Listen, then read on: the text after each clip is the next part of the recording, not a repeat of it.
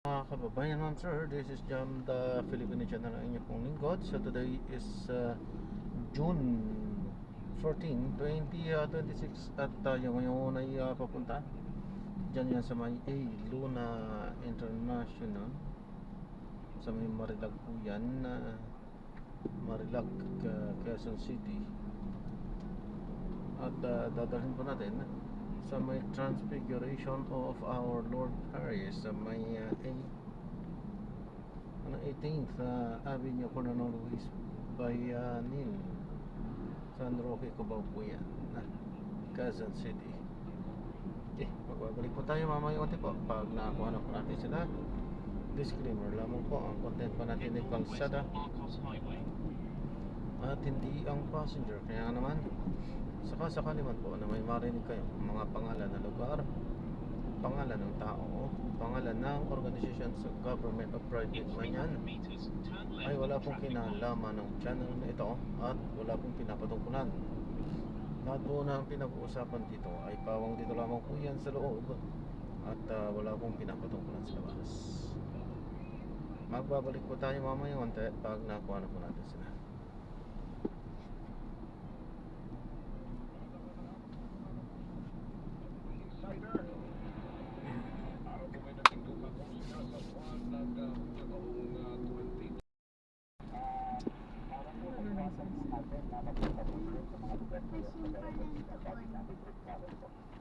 Ano sir yung sinasabi natin, Captain, na mga palatandaan na meron yung ganitong uri ng malakas na along pahatak?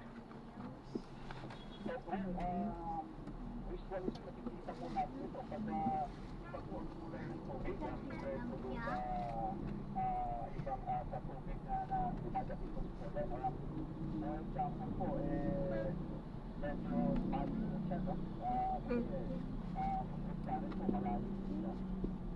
Nag-iiba po yung kulay. Ito po yung ibang kulay. Next to water color. Of course, ang survey po dito, sa mga po ng class, ay kamali po kasi yung surrounding water na is malakas po. Now, yung sa current mismo, sa ring current, kalmali po siya na alakas po siya. Alakas po siya doon sa Pasigan. And of course, sa ring po dito, ang reality lang,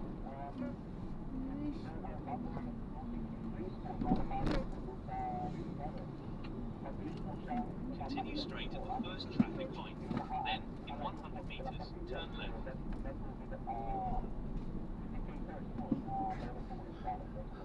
Ayun, baka kahit na nasa malayo ka, yun na malakas na ang alon, iba yung kulay. So, sabi nyo nga, kadalasan yung kulay yan ito.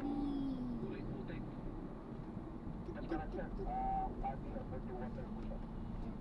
Sinabi natin, Bertie, kapag ka kumailalim ka rito, zero visibility. Hindi mo makikita yung kahit yung katabi mo. That's correct, sir. Malabo po yung visibility na at saka that po, hindi po sabihin Ayun.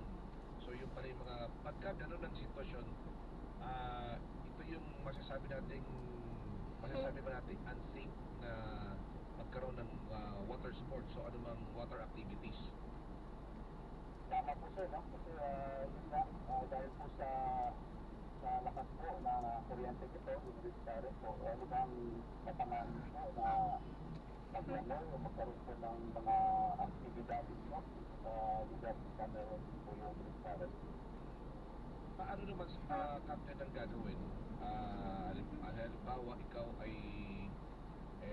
unang-unang marunong ka naman lumangoy pero tinangay ka na nito. Sabi nyo nga papailalim ka, no? Pwede kang higupin pailalim, malalim, murky, madilim, ganyan. Ano yung dapat na gawin ng isang individual? Dahil ito parang pala, no? Pag napasok tayo sa restaurant, misconception po kasi is hindi tayo pa kailalim. Now, that's not the case po. Pag napasok ka po doon sa restaurant, no? Pag napasok ka po kasi doon sa restaurant, ilalayo pa sa Pasigan po. Kasi ito, dahil sa araw, malayo siya. Papunta po siya sa malalim na bahagi ng talaga. Not necessary na hihilain ka pa inalit po, but sure po that ipupunta ka po niyan, no? Tatangayin, gano'n. Tatangayin. That's the correct term. In 100 meters, turn left onto 18th Avenue. Hindi naman po malaki itong red current po, sir. When I say po na gano'n, is ang 2 meters to 5 meters, so depende po sa current path. And still here, po, na nakalabas po din, is you swim parallel po to what should be clear. Huwag na natin labanan po yung Continue for 400 meters, then you will arrive at your destination. Even the strong swimmer, no? Mapapagod po, maubos po yung lakas po natin kung sasalubungan po natin yung talent. And with that po, promise mo po, no? Hindi po yung limang piligroso po pagdating po sa isang swim na pagkakapit ng daan, pasok po yung panic. So, yung parallel store, that, or yung right, then pag nakalabas na po kayo doon, then that's the time po siguro na maglagay po tayo pag-solar po. Yung pala ang technique doon. Hindi mo sasabayan yung ano niya, yung pinaka-galit mo. Lalamoy ka pa kaliwa or pakanan. That's correct, sir. Palamoy po kayo papaliwan po para makalabas po muna doon. And then just the time kung makalabas na po You have arrived at your destination. pag-solar po para wala na po experience. Ayun. Ibig sabihin, hindi naman pala yung buong, sabi natin, malawak yung area na mayroong rip current. Meron lang particular na lugar. Yes, sir. Tama po yun. Ito ba, no? Sir, kanina po, ito po yung channel lang po ito siya, sir. No?